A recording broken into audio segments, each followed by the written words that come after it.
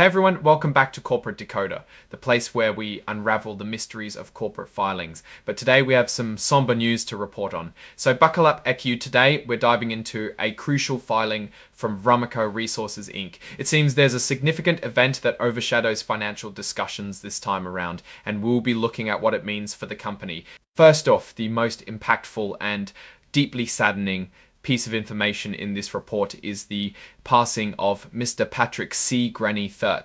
He was a long-time member of Ramaco's board of directors, serving since December 2016.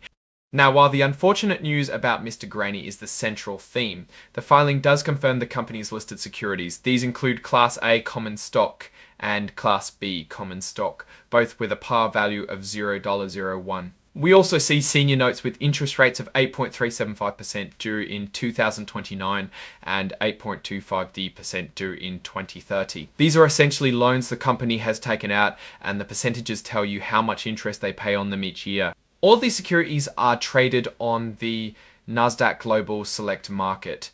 This is a major stock exchange, indicating that Ramaco Resources is a publicly traded company whose shares are available to the public. The report officially states that Ramaco Resources Inc. is incorporated in Delaware.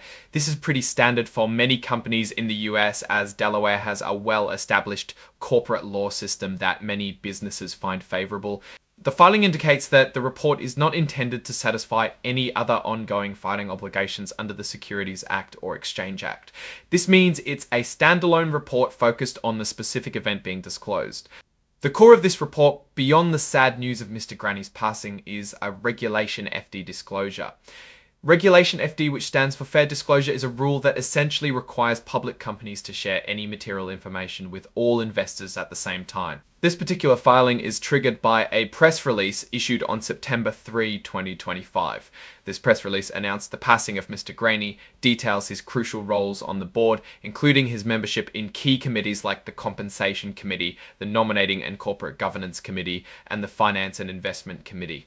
These committees are important because they oversee significant aspects of how the company is run and how its leaders are compensated. The filing also incorporates this press release as an exhibit, making it an official part of the record.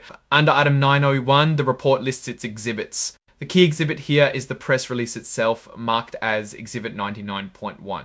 There's also Exhibit 104, which is the company's cover page formatted for interactive data, often seen in what's called inline XBRL. This is a more modern way for companies to present their financial information, so it's easier for computers to read and analyze.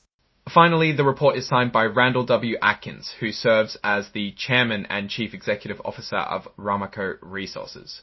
This signature confirms that the company's leadership has reviewed and approved the content of this filing.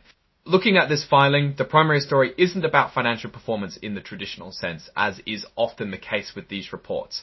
Instead, it's a solemn announcement of a significant loss for the company's leadership team. The passing of a board member, especially one involved in critical committees like compensation and finance, can signal potential shifts in strategy or governance. Though the report doesn't elaborate on that, it highlights the importance of individual contributions to a company's functioning and the impact such a loss can have on continuity and decision making. In terms of assessment, it's impossible to gauge the company's financial health or future direction based solely on this 8K filing. Its purpose was purely for disclosure of a material event, the passing of a board member. Ramaco Resources is generally known for its operations in the coal mining sector, so any investor interested in their financial story would need to look at their more detailed quarterly and annual reports, like the 10Q and 10K filings. Those reports would contain the actual financial tables with revenue, expenses, profits, debt, and cash flow information that we typically dissect here on Corporate Decoder. For Ramaco Resources, a key risk would always be the volatile nature of the commodity markets they operate in, particularly coal prices and regulatory environments affecting fossil fuels. Opportunities might lie in diversification or adapting to energy transition trends, but that's speculation beyond this specific filing. This report therefore serves as a somber reminder of the human element in business and the corporate governance structures that rely on the expertise and dedication of individuals like Mr. Graney. Alright, that's our breakdown of this particular filing. What's your take on how companies handle such announcements? Drop your thoughts in the comments. If this analysis was valuable, hitting that like button really helps, and subscribe for more deep dives into corporate America. Don't forget to check out the Discord in the description to join the conversation and get access to more exclusive content. Thanks for watching. See you next time.